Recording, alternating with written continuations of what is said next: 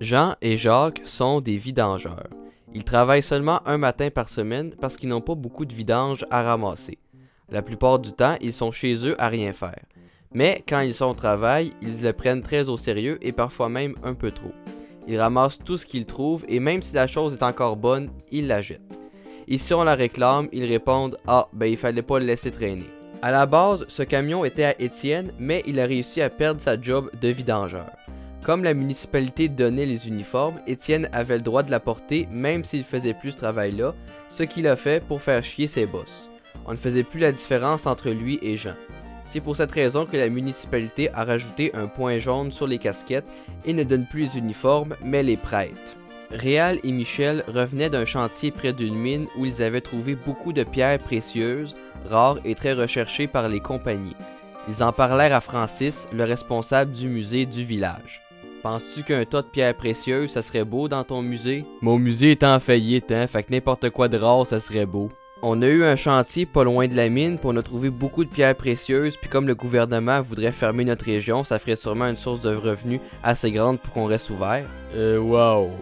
Ok, bougez pas. Francis alla voir dans son musée comment il allait pouvoir installer les pierres précieuses. Réal et Michel attendaient là quand Daniel arriva. Hey les gars, il faut que vous veniez tout de suite, là, on est appelé pour une urgence, il y a des gros risques d'inondation, puis ça prend absolument votre truck, les tuyaux à transporter, ils sont trop gros pour le mien.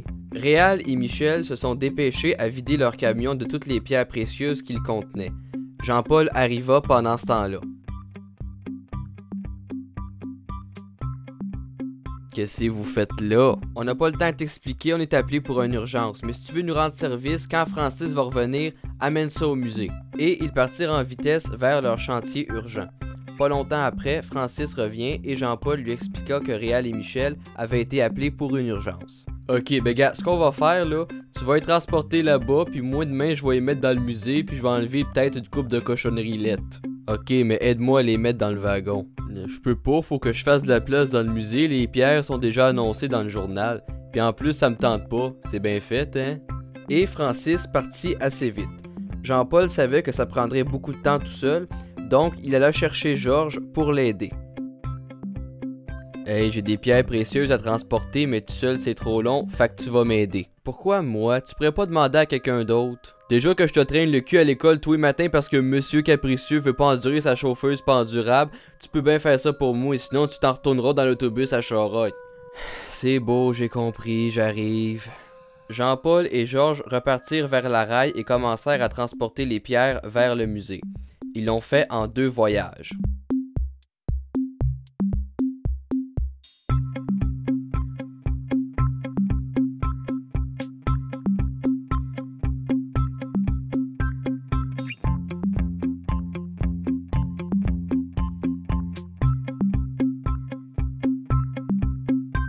Tu vois, c'est fait, pas si pire que ça, hein? Désolé pour tantôt, hein, je filais pas, mais je l'apprécie que tu me reconduises à la place de Charogne. C'est pas grave, l'important c'est que tu m'aies aidé. Puis en plus, tu nous aides à peut-être éviter la fermeture, puis ça c'est très bien. Georges était content d'avoir pu aider son village, ça lui faisait plaisir. On va aller se coucher, puis demain on va aider Francis à les placer dans le musée, puis on transportera ses vieilles cochonneries ailleurs. Georges et Jean-Paul repartirent chacun chez eux étant convaincus qu'ils aidaient grandement leur région, mais en réalité, c'était totalement faux. Disons qu'ils ont agi la mauvaise journée.